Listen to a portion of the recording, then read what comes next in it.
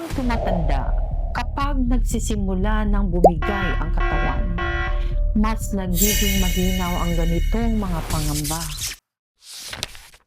Isang araw ba, paano kung hindi na ako ang haligi ng pamilya?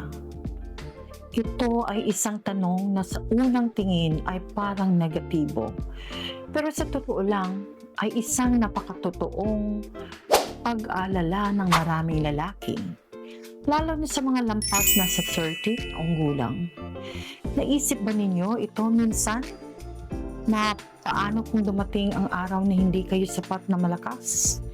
Hindi na sapat ang sigla, hindi na sapat ang enerhiya para pasanin ang trabaho at pamilya?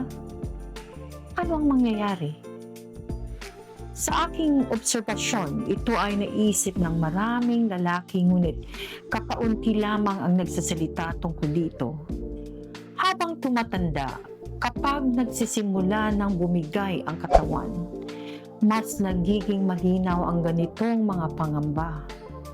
Mula sa pananaw ng biyolohiya, pagkatapos ng edad na 30, unti-unting bumababa ang antas ng testosterone sa katawan ng lalaki. Natural itong proseso at hindi maiwasan. Ngunit ang problema, ang modernong pamumuhay natin ay nagpapabilis palalo sa pagiging ito. Abalang trabaho, tuloy-tuloy na stress, kulang sa tulog, kakulangan sa ehersisyo at hindi regular na pagkain. Lahat ng ito ay nagdudulot ng malinaw na panghina ng pangkalahatang kalusugan ng lalaki.